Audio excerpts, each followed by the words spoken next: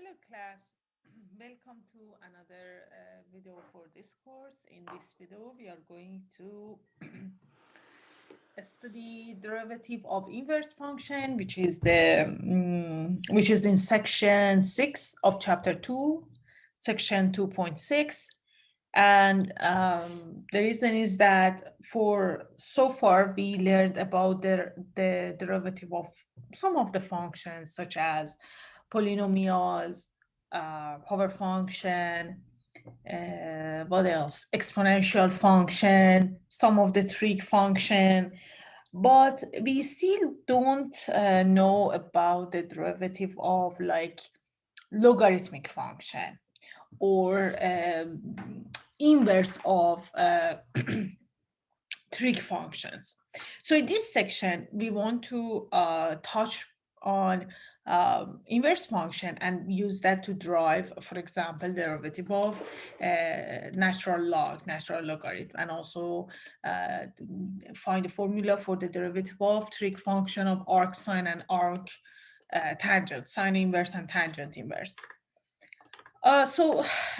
Since we are going to talk about inverse function, let's quickly refresh your mind about what was a function, what was the inverse function, and how they are related. So you know that a function is a relationship between two sets, or I mean, it depends on whether you're looking at as like a machine and then values are input output value, or a relationship between a set of values. Here your textbook here look at the function as a rule that associates each element of a set to one unique element of another set. And in that sense, you have A, you have B. So these are two sets. And then this set has one element, right? Let's call it X. And what does function f do? Function f assign or associate this element to a unique element in the other set. Let's call this element y. So what function f does, f is a rule between these two sets A and B, and what it does is that for each element of A, it assigns it to a unique element in B. So that's function. Now, if a function is one-to-one, which means that you have this association, you have the association from each side unique, like for example, X goes to unique Y, and also no other X goes to this Y. You see what I'm saying? So each output also uniquely associated to the input value. So if you have that case, then the function is 1 to 1, right? So now if the function is 1 to 1, then we can define inverse function, inverse of the function. Why? Because you can just switch the these two sets B and set A, and now in set B, say, okay, I want to associate B to what? To X, right? So we call this inverse, F inverse. So what does F inverse do? F inverse is a function from B to A. You see now the place of domain and range. We switch the place of domain and range. And in F, what happens is that F associates X to Y. But here B associate Y to X. Or in terms of input, if you are more comfortable with input output value, in F, the input is X, the output is Y, right? So this is the input value and this is the output value. So when the inverse function exists, it's just the place of input output value is switched. Now here, y is the input value and x is the output value. You see that? So that's it. So that's the inverse of a function. And if you compose them, you get the identity.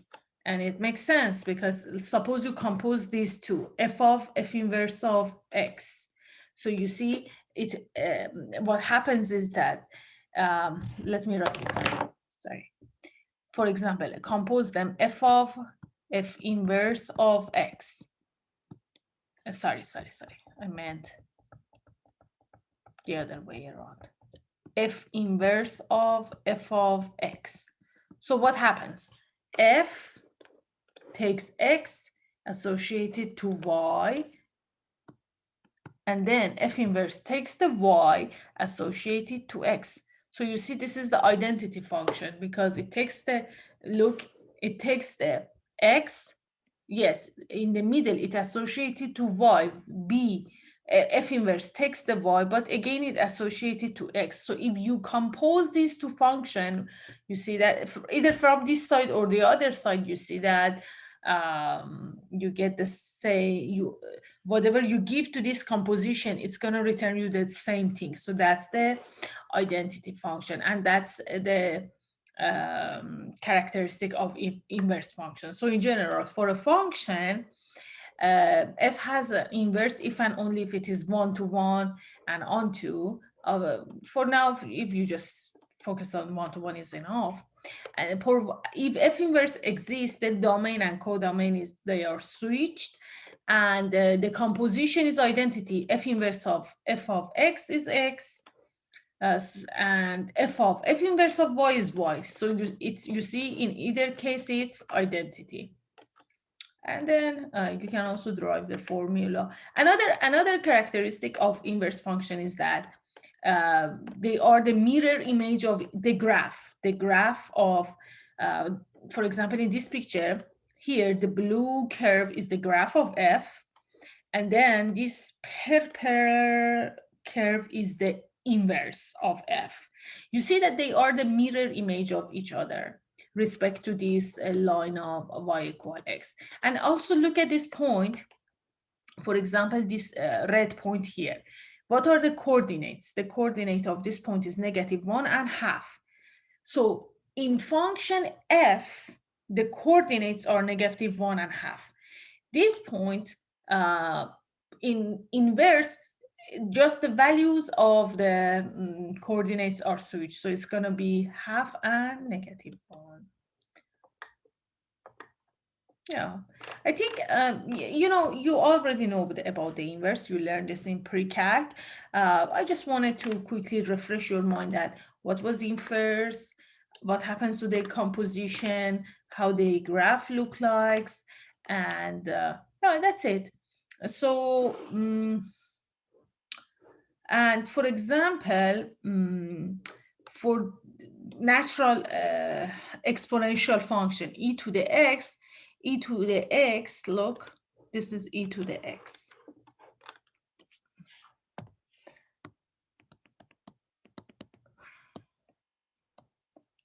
This is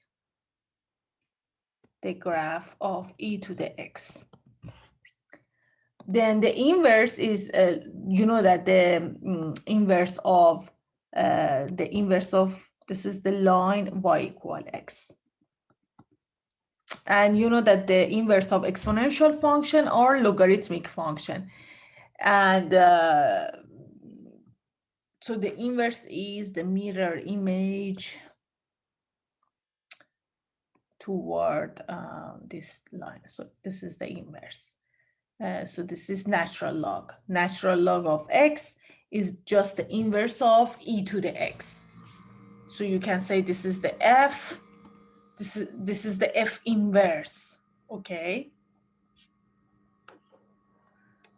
So that was one of the example of a function and inverse of the function. So if you have the exponential function e to the x, it has an inverse, which we call it the logarithm function, ln of x, natural log of x, and if you compose them, you get the identity. Okay, that was just a refresher of inverse. Now let's talk about derivative. Let's talk about the derivative of natural log. So we want to just use the concept of inverse in order to derive the derivative. So what is the goal? The goal is that if you're looking at the function natural log of x, for example, in your textbook is called it g. Okay, g. Suppose g, function g, is the natural log of x. The question is, what is the derivative? What is the derivative of this logarithm? In general, what is the derivative of logarithmic function? This natural log is an example of a logarithmic function. What is the derivative? Okay, so recall a logarithmic function. They have a base. For natural log, that base is e. We just don't write it, right? Do you remember? So when you have log of x in any base, you would write that base. You put that base b.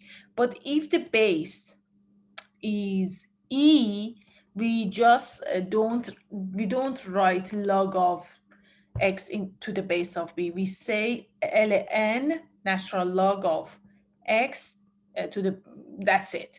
But that means that is the logarithmic function to the base of e. So the base is e. Okay. So now we want to find the derivative. We don't know what is the derivative of natural log, but there is we know that logarithmic function have some properties. So let's see if we can use those properties. For example, we know that the relationship between base and this, I'm gonna apply one of the property. Perhaps I need to refresh your mind. Do you remember there was a property in logarithmic function? So maybe I call this review or refresher. Do you remember in logarithmic function, for example, if you had log of, for example, you had y equal log of x to the base of 2, then do you remember that it was the relationship between 2y and x was that 2 to the power of y is equal to x. So in other words, you can rewrite this relationship as 2 to the power of y equal x. So in pre-calc, you saw that when you talk about the relationship between these three elements, you can either express them in logarithmic format or you can express them in exponential format. This is the exponential format. For example, and let me give you a numerical an example. Let's say you have log of what? This. Okay, so this is the relationship between 2, 3, and 8. These three values. Using logarithm is this, that log of 8 to the base of 2 is 3. Now, you want to express it in exponential format. There was a property that, do you remember by definition, that means 2 to the power of 3. 2 to the power of 3 gives us 8. Okay, so do you remember this property that the base to this value, base to this exponent, gives us this output? So I'm going to apply that here. This is a property in logarithm, and I'm going to apply that here, that the base, which is e, to this exponent is going to give me this guy right here. So that means e to the power of, what is the other side? G of x is going to give me x. So this is just what you see on top here is the logarithmic version of the relationship between e, x, and g of x. And we just use that property to rewrite it. Okay, now,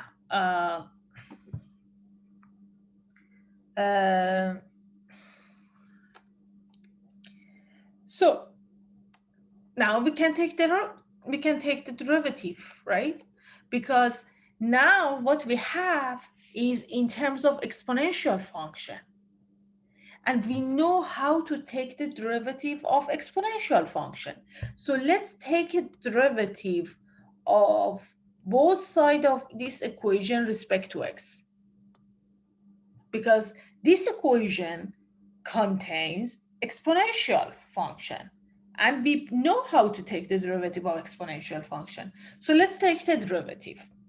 So on the left side of this equality, we have e to the g of x. What was the derivative? The derivative is going to be apply the chain rule. So e to whatever power, so it's going to be the derivative of whatever is the exponent times e to that power equal. Now take the derivative of the other side of equality respect to x. What is the derivative of x respect to x? Is 1. So I took the derivative of both sides. Now, what we are looking, look, the question is what is g prime, right? The question is if g is natural log of x, what is the derivative? We just have it right here. Let's solve this for g prime. G prime is 1 over e to the g of x, right? What is e to the g of x? G of x is natural log of x, right?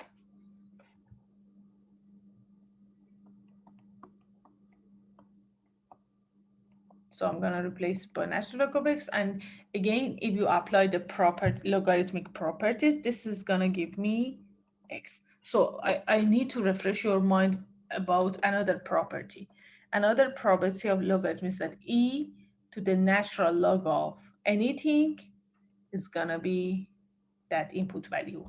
And if you're in another base, so the base to the power of log of x in the same base is going to be x. These are properties of a logarithmic function that you saw in pre-calc. So I just applied that over here. E to the power of, it's like, yeah, it's like identity. It's going to give me the identity. It's like they cancel each other. You see that? Because here the base is e.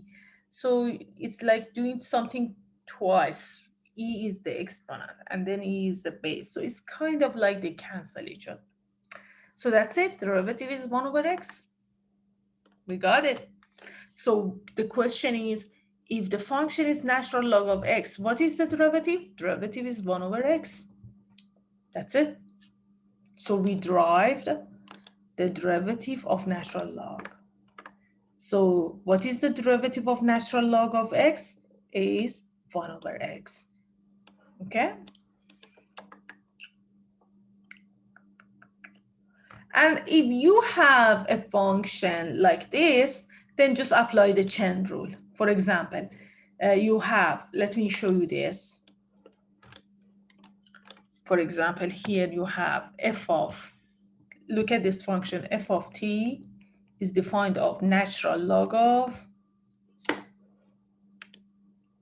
t squared plus 1. And the question is, what is the derivative of f? What is the derivative of this function? Okay, so here we see that it's a natural log. We just learned how to take the derivative of natural log. And then the input value is what? The input value is also a polynomial. So first, so to take this derivative, first take the derivative of inside, which is gonna be 2t, right? And then multiply it by derivative of the outside, which is natural log. Look, in general, natural log of anything is gonna be 1 over that thing. So it's going to be 1 over whatever is the input value, t squared plus 1. So here I just apply the chain rule. Okay. So this is going to be the derivative of this function.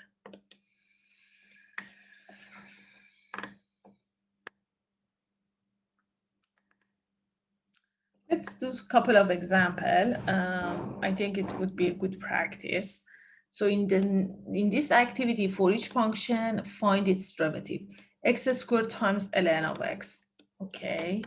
X squared, what's the name of the function? X squared times natural log of x. And the name is h of x. They call this h of x. And the question is, find the derivative of this function. So I see that, what type of function is this? This is a power function multiplied by logarithmic function, right? Logarithmic function, right? Okay, and it's a product. It's a multiplication of these two. So we need to apply the product rule. Product rule says that take the derivative of 1. So I'm gonna take the derivative of the first one and then multiply it by the second one function plus. Now take the derivative of the other function. Derivative of natural log is 1 over x. And then multiply it by the other function, x squared. Okay, so I took the derivative. So here is the derivative of x squared, and here is the derivative of natural log, and the rest is just product rule. If you like, you can simplify it. So the derivative is 2x times natural log of x plus, if you simplify it here, it's going to be x. So that was a combination of, yeah, that basically we applied the product. And what about this? Let's do this one. The numerator is natural. P of t is defined as a ratio of, so here P of t is natural log. I'm sorry, it's a natural log on the numerator, and denominator is e to the t plus 1. Okay, and the question is, find the derivative. What is the derivative? Okay, so because this is a ratio, we need to apply the quotient rule. What does quotient rule says? It says take the derivative. Quotient rule says put the denominator multiplied by the derivative of numerator. Derivative of natural log is 1 over whatever is the input. In this case, it's t. Minus, now take the derivative of denominator. This is the denominator. The derivative is gonna be e to the t times numerator, and then denominator square.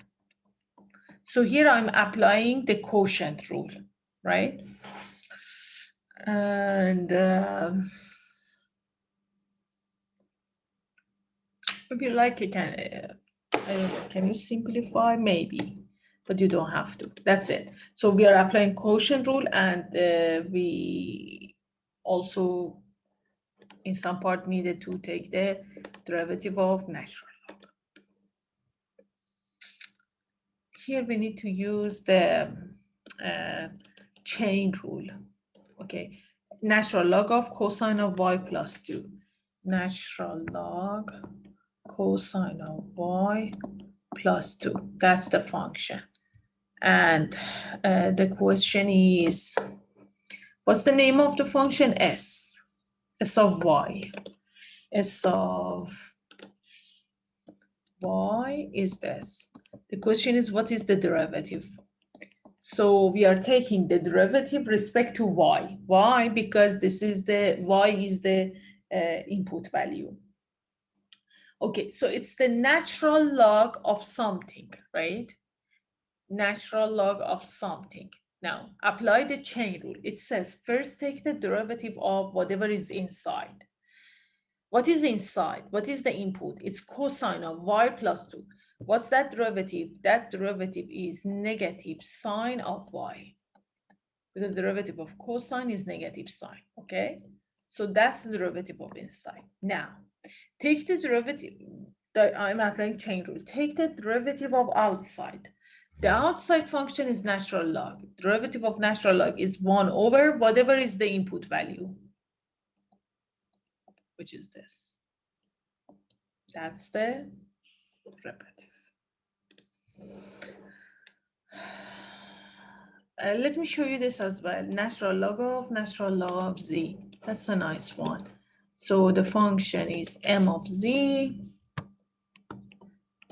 natural log of z. And the question is find the derivative of this. So again, here I have to use the chain rule because look, this is the input of natural log is a function, right? So we first take the derivative of inner function. Okay, what is the derivative of natural log of z? Is 1 over z. Okay, so we first take the derivative of inside function. Now we take the derivative of outside function, which is natural log. It's going to be 1 over whatever is the input value of this outside function, which is natural log of z. Okay.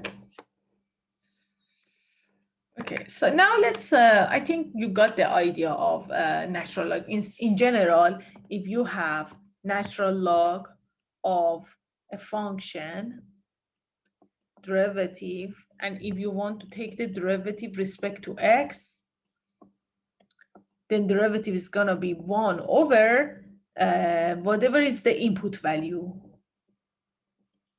I'm sorry, right? No. By chain rule, it's going to be derivative of inside times 1 over u of x, whatever is the input value. Okay. So now let's talk about inverse of trig functions and their derivatives. So when we talk about sine and cosine, they are not one-to-one, so they don't have inverse. So in general, if you look at sine and cosine, let's look at sine and cosine.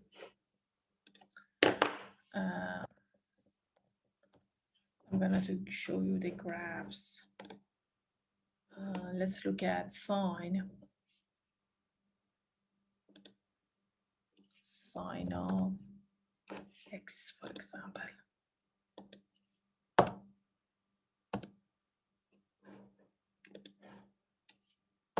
What happened?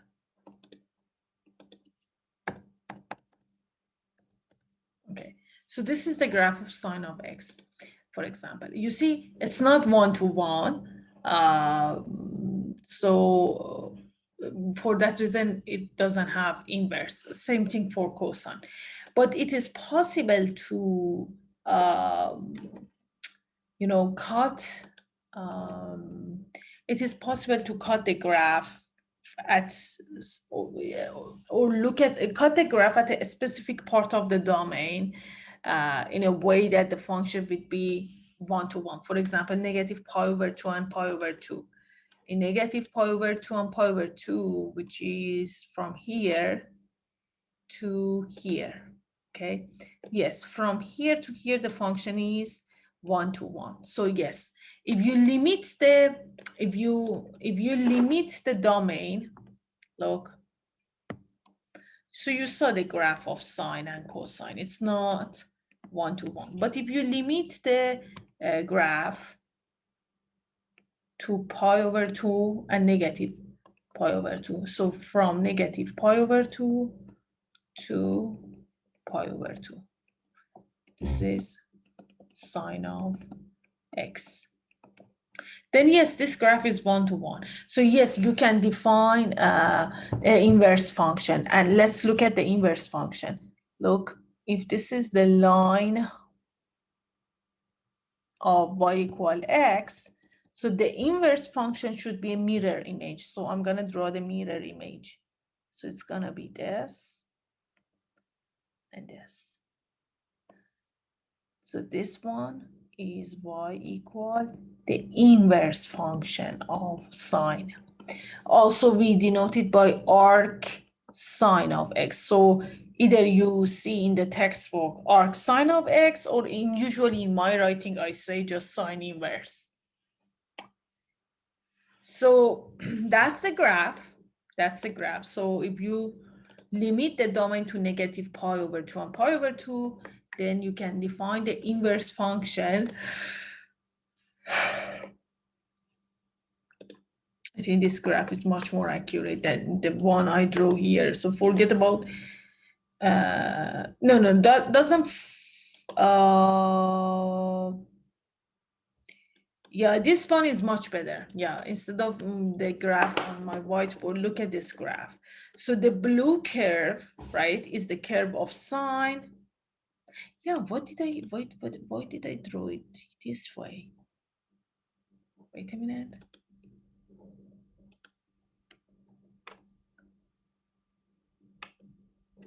Yeah, sine is in the blue. Okay.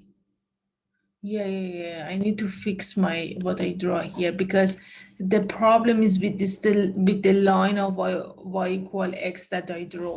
So let me correct that. I'm sorry.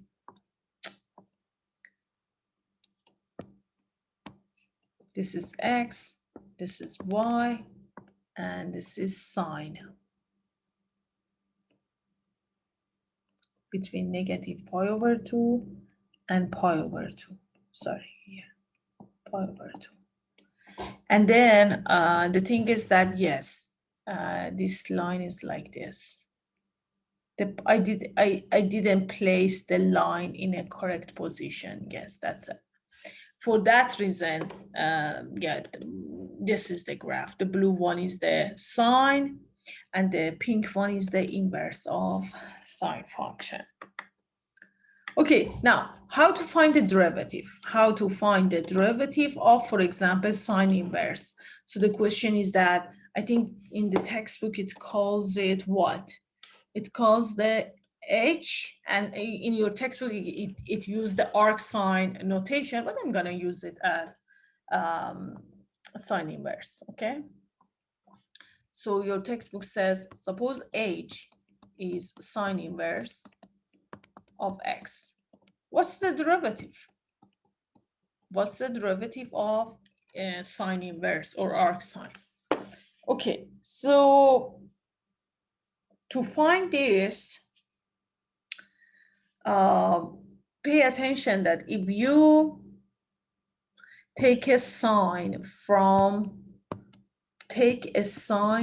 both sides of this equation, it's gonna be sine of h of x, sine of sine inverse of x. So what I meant was that compose in this equation, compose each side by sine. Then you're gonna get sine of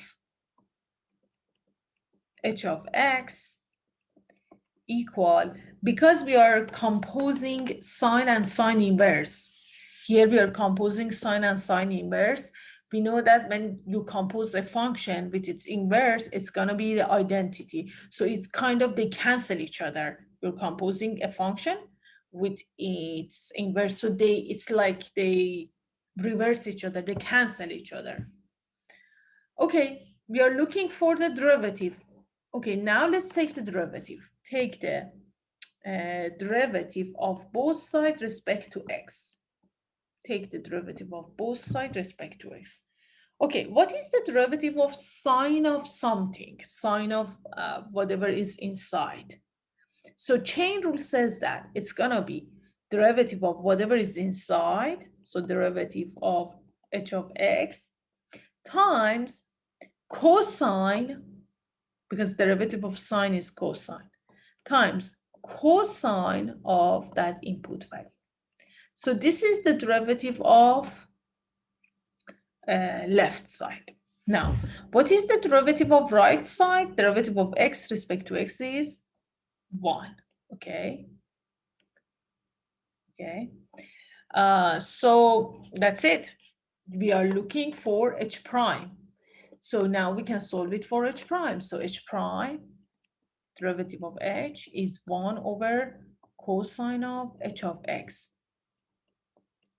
So 1 over cosine of, what is h of x again? H of x is just sine inverse. Sine inverse of x. So let's see what if we can go further. So when we have the right triangle, and because we are talking about sine and cosine, right? And we are talking about sine inverse of x. Sine inverse of x is an angle, right? So, because recall that sine and cosine are a function that, I'm sorry, just a moment. So when we have like sine and cosine function, the input value is an angle and they return us a number, a value. But when we have the inverse function, like his sine inverse of x, the function returns us the angle. So sine inverse of x is an angle, right? So in this right triangle, suppose this is the theta, right? So theta is the same as sine inverse of x, right? So we know that in a right triangle with hypotenuse x, if look, my point is that if theta is sine inverse of x, then sine of theta is x, right? Just think about it as the input output value. So then this side is x, because sine is always, recall what is sine. Sine in the right triangle is the opposite side over hypotenuse side. In this case, the opposite is going to be x, hypotenuse is going to be 1. And therefore, you can use the right triangle. Do you remember this? If you're looking for this, do you remember that in a right triangle, there is a relationship, a Pythagorean theorem, the relationship between the three sides of a right triangle, that x square plus the other side. I don't know what is this. Square is equal 1 square. So if we want to find this, it's going to be 1 minus x squared.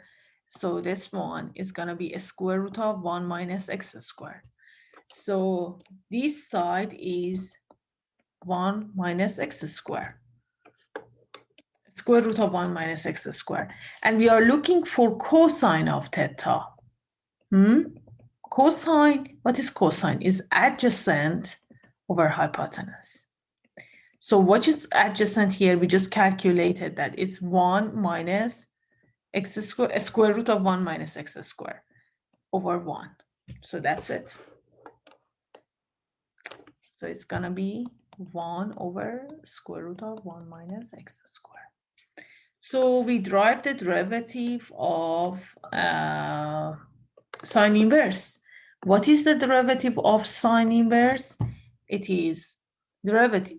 So when you have the inverse of sine of x, derivative is going to be 1 over square root of 1 minus x squared.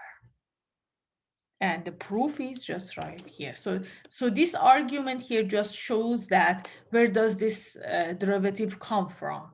So I just showed you the proof of where does this come from. So And here you have the conclusion that for inverse of sine, I told you the textbook use the arc sine of x. Arc sine of x, when I write it, I'm more comfortable to, it's shorter to say sine inverse. But in textbook, technically, we should say arc sine of x. Okay, so for the inverse of sine, arc sine of x, the derivative respect to x is 1 over 1 minus x squared. And because sine is not one-to-one, so this function is defined over negative 1 and 1. Okay, so let's do, and one more thing, you can also derive the derivative of arctangent. I skipped the proof. It has a similar proof, but you can see that for all the, again, tangent is not one-to-one, but if we limit the domain, then we can define the, sorry, tangent is one-to-one, and the derivative of tangent inverse is 1 over 1 plus x squared. You can go with a similar argument to drive that formula, but I'm not gonna prove it. I'm gonna just use it to do this activity. So let's practice a little bit. So let me first summarize what we have learned so far. So far in this section, we learned that we learned about the derivative of three functions. So here is the function. So here is a function f, let's call it f, and here is the derivative of f. So if the derivative, okay, so if f is natural log of x, the derivative is 1 over x. If the function is arc sine or sine inverse, the derivative is 1 over square root of 1 minus x squared. And if the function is arc tangent, the derivative, you can observe that the derivative is going to be 1 over 1 plus x squared. So now that we have the formula for the derivative of these three functions, let's just play with them. Like here, let's take the derivative of this function. Okay, this function is x cubed. It's x cubed times arctangent. Instead of arctangent, I like to write tangent inverse. It's just a matter of writing. Both of the notations stand for the same thing. Plus e to the x times natural log of x. And the question is, what is the derivative of f? Okay, so first of all, I see there is a summation. Okay, no problem. We should take the derivative of this and then take the derivative of this and then add them together. But when I want to take the derivative of this one, I see there is a product, you see? So this function, which is power function, is multiplied by this function, which is inverse trig function. So we need to use product rule. Product rule says that take the derivative of one of this function, multiplied by the other function, plus. Now take the derivative of the other function. What is the derivative of tangent inverse? It's going to be 1 over 1 plus x squared. And then multiply it by the other function, x cubed. So over here, I mean from here to here, it's just the derivative of this part. Then plus, now we need to take the derivative of e to the x times natural log of x. Here again, we have the multiplication, so we should apply the product rule. So it's going to be the derivative of e to the x, which is e to the x times natural log of x, plus e to the x times the derivative of natural log, which is 1 over x. So And that's the derivative of this part. Okay?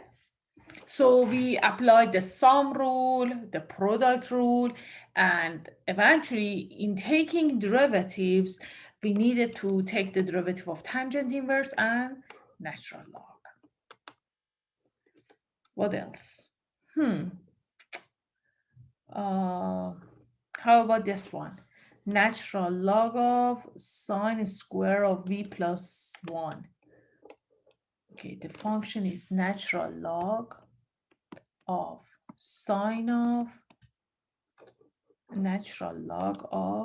sine square. Okay, sine of v square plus 1, right? That's the function.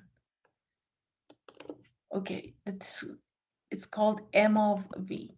And the question is find the derivative of this function, derivative respect to variable v. So here I need to use chain rule. Why? Because it's the natural log of something. So there is an inner function. There is an inner function here. And chain rule says that first take the derivative of inner function. Okay, what is the inner function? Is sine square. Okay, what is the derivative of sine square? It's gonna be 2 times sine times, now take the derivative of sine, cosine. Okay, so this is just the derivative of inner function. Now multiply by. Now take the derivative of this outside function, which is natural log.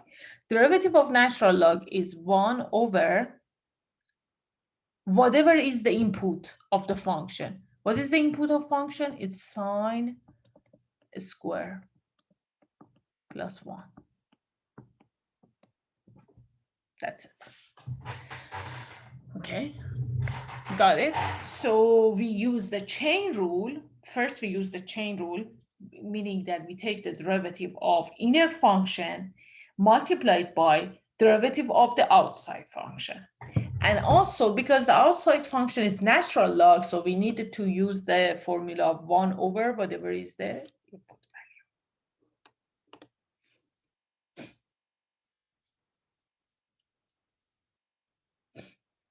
value. Maybe I show you another one. How about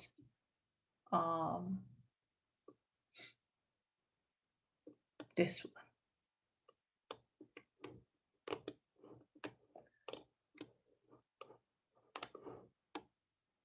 So the question is arctangent or tangent inverse.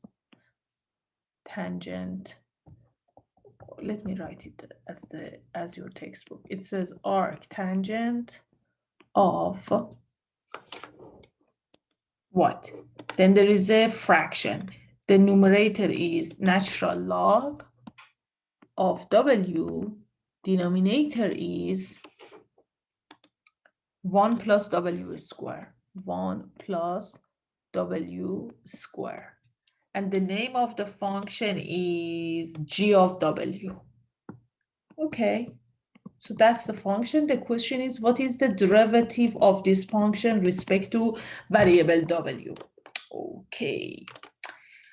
Again, we need to apply chain rule because it's the arctangent of something, right? It's not arctangent of w, it's arctangent of a function. So there is an inner function. Chain rule says that first take the derivative of inner function.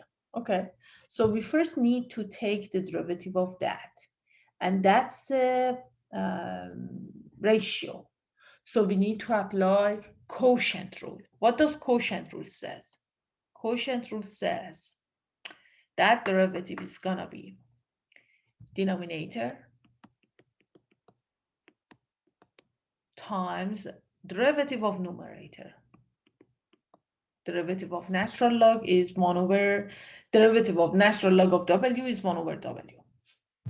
Minus, now, numerator times derivative of denominator. What is the derivative of denominator? 2w over denominator square. Okay, that's it. That's the derivative of the inner function. Okay, what's next? Chain rule says that first take the derivative of inner function, then go to the outer function. This is the outer function. Take the derivative of outer function. Arctangent or tangent inverse. The derivative is 1 over 1 plus x squared. I don't have x here. X represent the input, right? So whatever is the input value, a square. Oops. Whatever is the input value is squared. So the input for arctangent is this. Natural log over 1 plus, is my writing here clear? It's natural log, my God. It's natural log of w over 1 plus w square. Because derivative of arctangent is 1 over 1 plus whatever is the input square. And in this case, this is the input. That's it. Got it? So we first, so here, what rules we used? We started with chain rule. So we use the chain rule. Then we use the quotient rule because this is a ratio. So we needed to apply. Oh my God. What happened? Okay, so we needed to use the quotient rule. And also, while doing that, we needed to take the derivative of natural log, derivative of tangent inverse, and so on. But in terms of rule, we use the chain rule and the quotient rule here. Okay, that's all. I think now you are ready to do, so here also you have the practice, the summary. The derivative of natural log of x is 1 over x. Derivative of arc sine is 1 over square root of 1 minus x squared, and here is the derivative of arctangent. So I strongly recommend you to do the exercises of this section. You can also see the solution. Let me do one of them here for you. For example, this is a natural log. The question is find the derivative. The function is natural log of t cubed plus 3. So yes, it's a natural log, but then there is an inner function. There is a polynomial inner function. So I need to use chain rule. By chain rule, first we need to take the derivative of inside, which is gonna be 3, because it's t cubed, so it's gonna be 3t square, okay? And then, oops, and then multiply by this, multiply by what? Now, take the derivative of outside function, natural log. So 1 over, so it's going to be 1 over whatever is the input value, which is t cube plus 3. That's it.